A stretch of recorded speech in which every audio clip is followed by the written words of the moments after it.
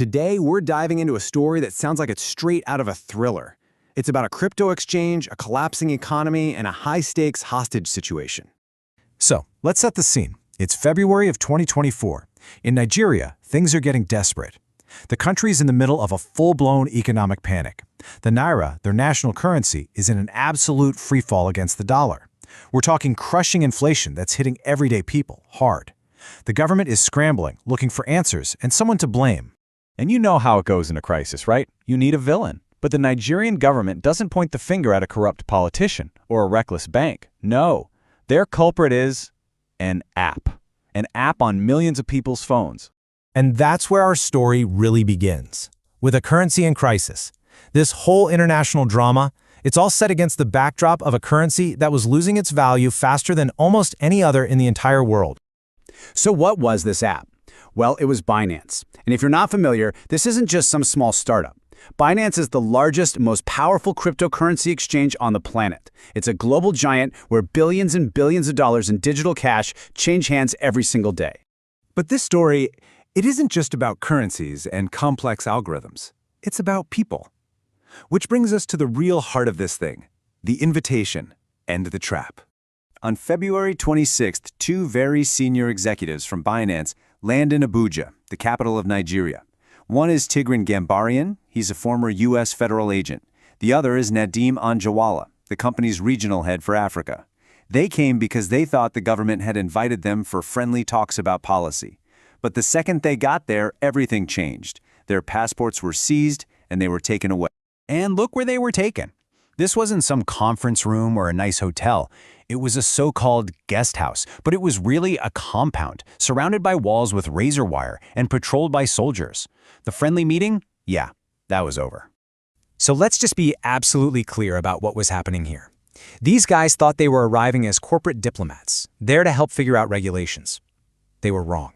It was a trap. From the moment they landed, they were hostages. So why? Why take them hostage? Well, in the eyes of the Nigerian government, the company they worked for was a crime scene, and the government pointed to one specific part of their app, the peer-to-peer marketplace, the P2P crime scene. Here's how it worked, basically. Ordinary Nigerians, watching their life savings get wiped out by the crashing Naira, they'd go on Binance.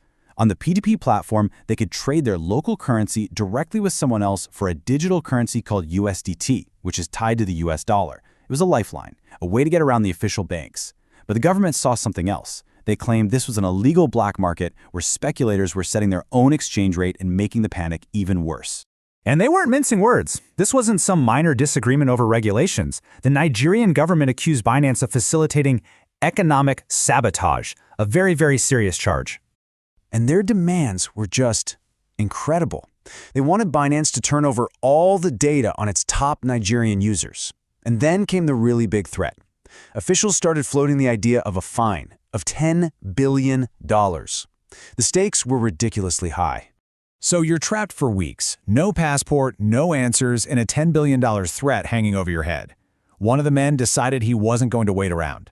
Which brings us to the most unbelievable part of this whole saga, the impossible escape.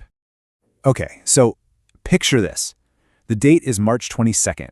It's the holy month of Ramadan. And Nadeem Anjawala, who is a devout Muslim, he makes a simple request to his guards. He wants to go to a nearby mosque for Friday prayers. And amazingly, the guards agreed.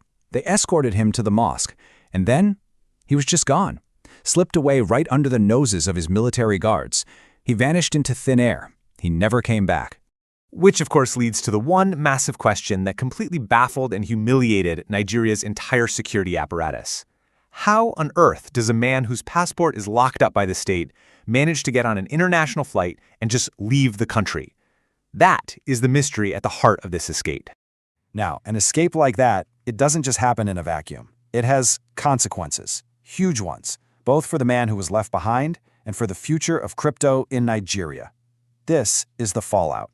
His partner, Tigran Gambaryan, he was left to face the music. He was moved to one of the country's most notorious prisons. He ended up spending 8 months in detention, where he got incredibly sick, contracting both malaria and pneumonia. Binance, for its part, retaliated by completely shutting down all of its Nigerian Naira services, cutting off millions of users. It literally took intense diplomatic pressure from the U.S. government to finally get Gambarian released in October of 2024. So when all the dust settles, you're left with two totally different versions of the story. You have Nigeria's claim that Binance was a weapon used by speculators to commit economic sabotage.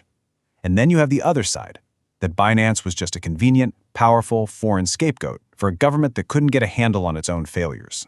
And that leaves us with the big, final question. Was a single app, a crypto exchange, really powerful enough to bring the economy of Africa's biggest nation to its knees? Or was this just a classic case of a struggling government backed into a corner looking for an outsider to blame? The real answer? It's probably somewhere in the middle. This is Venture Archives. Make sure you subscribe because we're always tracking the money no matter where it leads.